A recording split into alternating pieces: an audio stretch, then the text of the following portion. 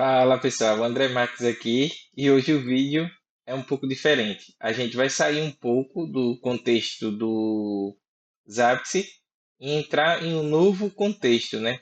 Mais voltado agora para a área de programação, falar um pouco sobre API. E esse primeiro vídeo eu vou ajudar vocês, né? Vou mostrar como você subir sua própria API de WhatsApp. Aí você pode estar se perguntando, mas André, para que eu preciso de uma API de WhatsApp? E outros, né, mais iniciantes, podem até falar, André, o que é uma API de WhatsApp, né? O que é uma API? Então, eu trouxe essa ilustração aqui para simular basicamente o funcionamento do WhatsApp, né? Então aqui eu tenho o cliente A, que através do aparelho celular ele manda uma mensagem para o cliente B, né? Para o usuário B. E o usuário B vai e responde para o usuário A. E aí é, acontece essa troca de informação, né? Aí eu pergunto, mas se eu, cliente A, quisesse mandar várias mensagens através de um sistema, através de um código, para vários clientes, não só apenas para o cliente B. Eu poderia simplesmente no meu celular abrir o cliente um e mandar mensagem, abrir o cliente 2 e mandar mensagem, abrir o cliente 3 e mandar mensagem. Mas isso fica inviável, né? Então, imagine que você desenvolveu um sistema de cadastro de cliente e você precisa mandar uma mensagem automática de cobrança para vários clientes ao mesmo tempo, né? Então, quando chegar a data de vencimento daquele cliente, você precisa enviar uma mensagem. É aí aonde entra a API. Então, a gente vai para o segundo cenário, né? Onde eu exemplifico através de uma ilustração a API do WhatsApp. Então, pessoal, nessa segunda ilustração, eu tenho o cliente, né? Na verdade, o usuário A, ele está com um shell aqui, com um terminal, como se fosse um notebook dele, que ele está desenvolvendo um sistema, onde, através desse sistema dele, né, ele pode enviar mensagem para esse cliente, para esse cliente, para esse cliente, por exemplo, através de um código. André, como que tu utiliza isso no dia a dia? Então, eu desenvolvo algumas aplicações simples sobre demanda, simples e até depende da necessidade do cliente, sobre demanda para alguns clientes, por indicação, que vai aparecendo. Então, um exemplo, eu desenvolvi um sistema para uma escola de jiu-jitsu. E aí eu tenho todos os alunos cadastrados. E esses alunos, eles precisam ser lembrados de pagar a fatura, pagar a mensalidade todos os meses. Então, se eu tenho um aluno cadastrado no sistema e eu tenho um número de celular dele, por exemplo, eu criei uma rotina dentro do sistema que um dia antes do vencimento ele manda uma mensagem lembrando o aluno de efetuar o pagamento da mensalidade. E isso poderia ser feito através do dono da academia com o celular, né? Mas aí ele teria que parar metade do dia para mandar uma mensagem, né, metade do dia até o dia todo, dependendo da quantidade de aluno que ele tem. E com uma API de WhatsApp integrada com o sistema, isso fica de maneira automática. Então, pessoal, agora a gente vai seguir com o processo de instalação. Vocês vão ver que é bem simples. Então, pessoal, antes de iniciar, eu queria mostrar uma coisa para vocês. Esse processo que eu vou ensinar mais à frente, vocês podem executar eles direto na sua máquina, né? Se você tiver Windows, perdão, você pode utilizar o WSL para fazer isso, eu vou subir esse servidor com Docker, né?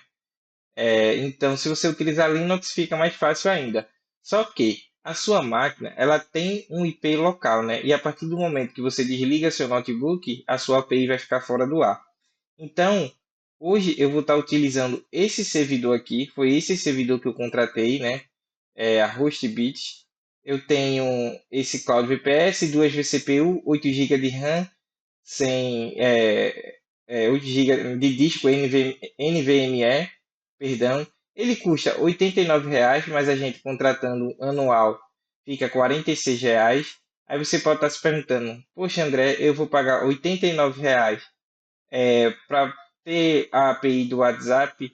Não, porque esse servidor eu utilizo ele para várias outras coisas. Então eu tenho a API do WhatsApp, eu tenho o N8N instalado nele, que vai ser o próximo vídeo. Eu tenho os meus próprios sistemas que também está dentro dele. Então eu tenho esse servidor e eu monitoro esse servidor, a capacidade dele com os apps, que são os vídeos que eu postei anteriormente.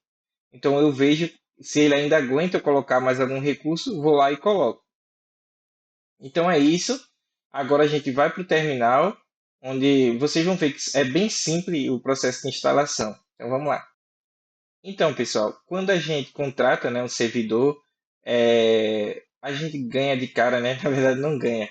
A gente tem acesso ao IP do servidor. E por se tratar de um IP público, a gente consegue acessar ele de qualquer lugar. Claro que a gente precisa colocar algumas regrinhas de segurança. Então, o IP que eu peguei lá dentro do sistema é esse aqui que eu vou colocar. Eu vou acessar essa máquina, como ela é um servidor Linux, ela não tem interface gráfica através do SSH. Então, o usuário é André, meu nome, e vou colocar arroba o IP da máquina que eu tive acesso. Então, vou dar aqui um Enter. Ele perguntou para eu confiar no certificado. Eu vou pegar a senha que foi me fornecida, né? Vou colocar aqui a senha e vou dar um Enter. Ih, rapaz, colocar novamente. Vou dar um Enter. Pronto, loguei dentro do servidor. Eu vou dar um Clear para limpar a tela. Vou dar um LS. Vou ficar como root, que é como se fosse administrador do Windows. Vou colocar a senha novamente. Agora eu gosto de organizar meus projetos dentro de Home. Dou um ls aqui, dentro da minha pasta André. E aqui vou criar uma pasta chamada mkd evolution. Mkd é o comando que cria a pasta dentro do Linux. Vou dar um Enter. Vou dar um chmod, é costume, permissão de execução dentro dessa pasta. Eu digo que qualquer usuário pode executar dentro dessa pasta. Eu vou entrar dentro dela. E aí, pessoal, eu acabei pulando. O que a gente precisa são dois programinhas instalados no Linux. O primeiro é o Docker. Eu vou dar um comando. Eu já tenho um Docker instalado. Se você não tiver, existem várias maneiras de instalar o Docker. Mas eu acho que se você dá um apt install docker.io, ele vai instalar o Docker tranquilamente na sua máquina. Ele vai apertar uma opção para você. Então, se você realmente quer instalar, você coloca Y e ele vai seguir com a instalação. Outro programa é o Docker Compose. Então, apt install docker-compose. Então, vou dar aqui um Enter. Ele vai começar a instalar o Docker Compose. E pronto, pessoal. Com isso, agora eu vou deixar para vocês acesso a um arquivozinho que é o arquivo YAML, né? Então, vamos lá. Vou pegar aqui o conteúdo e colocar aqui. Pronto, pessoal. O arquivo que a gente vai criar tem que ser exatamente com esse nome. Então, eu vou dar o comando nano, que é para criar um arquivo, né? Na verdade, criar o arquivo e entrar docker-compose.yaml. Na verdade, o nano é para editar o arquivo, mas como não existe, ele vai criar, né? Vou pegar um conteúdo que eu vou deixar disponível para vocês e vou simplesmente colar aqui dentro. Vou dar um Ctrl O para salvar e Ctrl X. Outro conteúdo que eu vou pegar é um arquivozinho .env. Não se preocupe, pessoal. Eu vou explicar para vocês. Então, eu vou pegar aqui esse conteúdo e vou colar ele aqui dentro. Vou dar um Ctrl O e Ctrl X. Eu vou dar permissão, como de costume. O .env ele não aparece porque ele está com ponto. O ponto indica que o arquivo é oculto dentro do Linux. Então, vou dar um chmod mais x docker compose. Ou seja, esse comando ele dá permissão de qualquer usuário pode executar esse arquivo dentro do Linux. Então, eu vou dar agora chmod mais x.env. Então, vamos lá.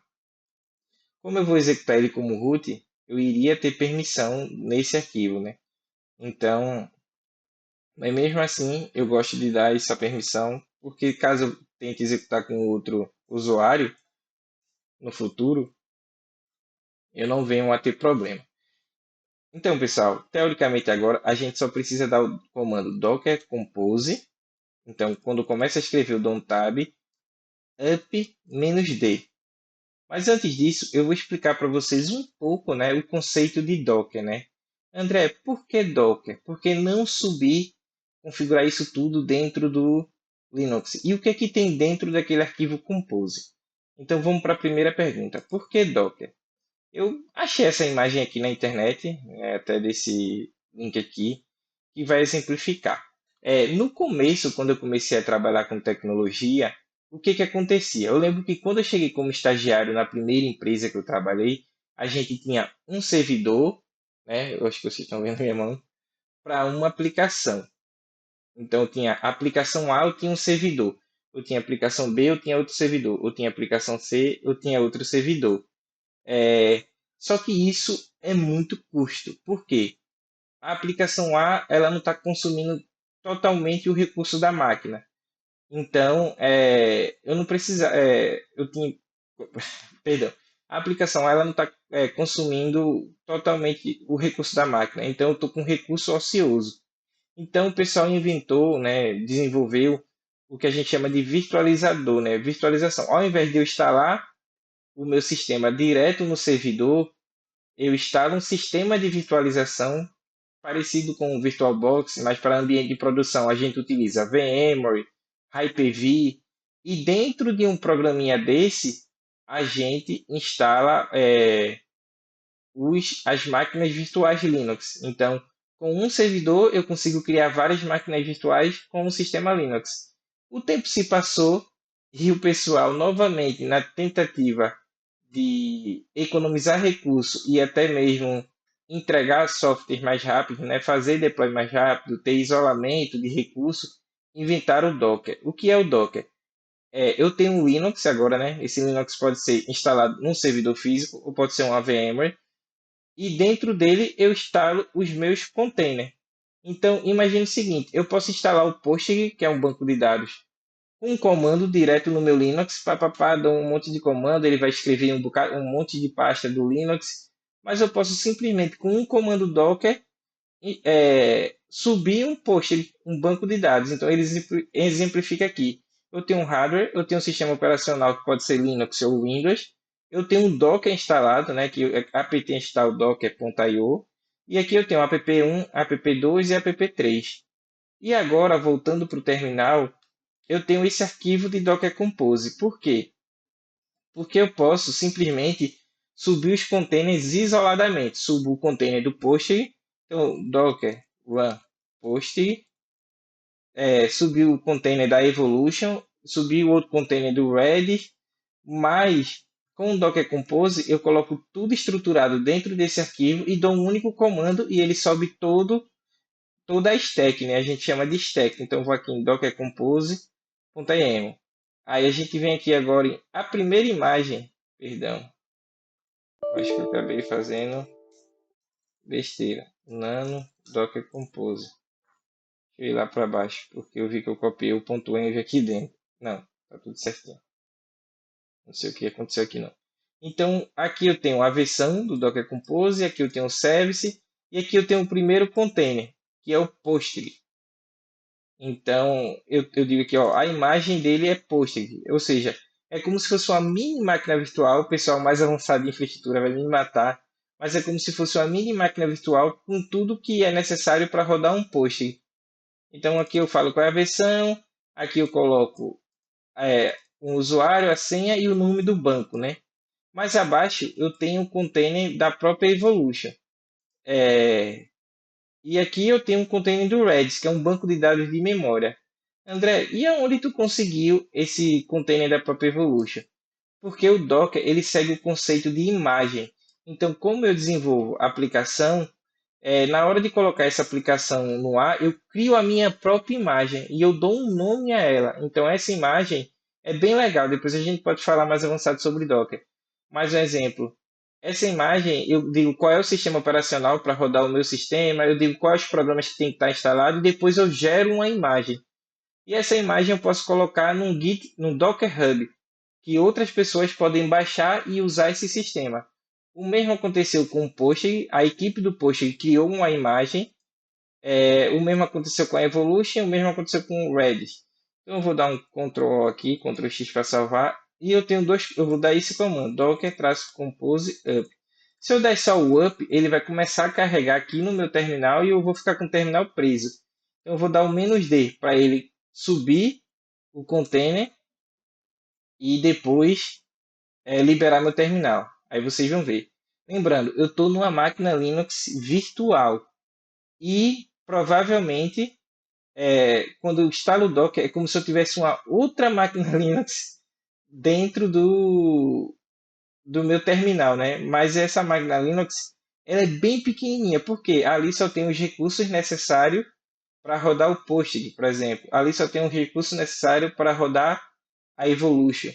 Então aqui eu posso ter vários outros containers. Eu vou ter o container do N8N, o container da minha própria aplicação que a gente vai desenvolver no futuro. E aqui ele terminou, né? Então eu posso dar um comando docker ps para visualizar os meus containers. Eu vou fazer até uma coisa interessante. Eu vou tentar conectar nesse container para vocês visualizar. Eita, fiz besteira. Então é docker exec, que indica que eu vou executar alguma coisa, né? Então aqui eu vou colocar "-it", ou seja, interativo no terminal. E qual é o terminal que eu vou usar? Docker exec "-it". Agora eu coloco o ID do container, posso colocar o nome. E qual é o terminal que eu quero utilizar? Bash. Pronto, eu estou dentro do container. Aqui tem o Node Modules, que provavelmente ele foi desenvolvido em Node. Tudo aqui está dentro, tudo que está dentro do container. Como se fosse um mini Linux dentro do Linux. O pessoal mais avançado vai me matar. Mas é porque eu gosto de explicar as coisas desse jeito. Eu vou sair do container. Vou dar um docker ps novamente. E é isso, pessoal. Provavelmente o nosso sistema já vai estar no ar. Eu vou dar aqui um IPA para ver meu IP. A minha interface aqui. Só um minuto que eu vou pegar a minha interface aqui. Aquele IP, ó, ele está aqui. Ele IP público. Vou dar um Ctrl C aqui. Vou colocar ele aqui. E é isso, pessoal. A minha API de WhatsApp já está no ar e está rodando na porta 8081. Aí vocês podem dizer, André, onde que tu viu isso? A porta 8081. Vamos lá no Docker Compose novamente. Quando a gente sobe uma aplicação dentro de um container, a gente precisa, como é que eu posso dizer? Normalmente essa aplicação vai subir e vai expor uma porta lá. Mas só que a porta fica exposta dentro do container. Só que quando eu quero, como se fosse um NAT, eu quero dizer assim, quando o usuário chegar no meu Linux nessa porta, jogue para essa porta do container. Então, imagine uma empresa que você subiu uma aplicação numa sala específica. Aí você avisa o porteiro, se chegar alguém com um crachá azul, jogue para essa sala específica A. Então é isso que a gente fez aqui, ó. Tô dizendo, ó, eu vou expor a porta 8081 para o mundo. Dizendo, olha, quando chegar alguém conectando na porta 8081 do meu servidor Linux, joga ele para a porta 8080 desse container, API. Mas André, quem definiu a porta 8080? Quem definiu isso foi o próprio desenvolvedor da Evolution, né? Da API do WhatsApp. Então aqui a gente vai ver como é legal. Deixa eu abrir aqui o site que estava. Eu coloco um /manager e eu já caio nessa tela de login. Dentro do ponto .env, né, que a gente não falou do ponto .env, eu vou sair aqui. Dentro do ponto .env, eu especifico várias informações, como o usuário do banco, ó, aquele post que a gente criou lá, eu especifico aqui. Então, se você mudar o nome do banco lá, o usuário, a senha, mude aqui no ponto .env. André, por que um ponto .env? Um ponto .env ele é utilizado primeiro que quando a gente está desenvolvendo uma aplicação, a gente normalmente guarda o código no GitHub da vida e aí os dados sensíveis a gente não pode deixar chumbado dentro do código, porque outra pessoa pode ter acesso ao GitHub e ver um usuário e senha de um banco de dados.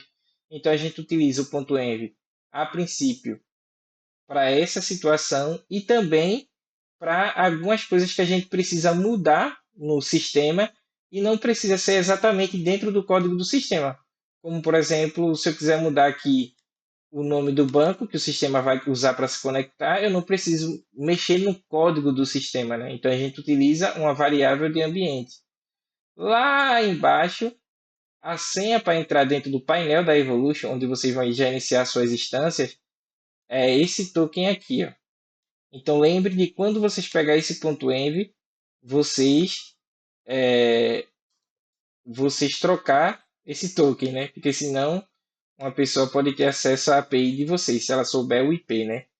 Conectei dentro da minha API. E agora eu posso simplesmente criar uma instância. Eu vou chamar aqui de aula, Beilos, que é onde todo mundo se baseia, e aqui é o meu token. E vou salvar. E é isso aí, pessoal. Agora, como é que eu faço para conectar? Eu vou simplesmente clicar aqui e vou conectar. Vou pegar meu celular, que é como se estivesse conectando no WhatsApp Web. Vou aqui agora. Vou conectar. Pronto, pessoal. Já está conectado e vocês podem estar se perguntando, né? Beleza, André, entendi. Tu subiu uma API do WhatsApp, tu tem um token aqui, mas na real mesmo ainda eu não entendi para que serve isso. No futuro próximo, eu vou mostrar a vocês, né, em situações reais, onde a gente vai criar um sistema simples de cadastro de cliente, onde esse cliente vai ter uma data de vencimento e a gente vai enviar para o número que foi cadastrado no cliente. Mas de antemão, aqui eu conectei o meu celular. Então agora eu consigo enviar mensagem, como se fosse eu, do meu celular, para outras pessoas através de código.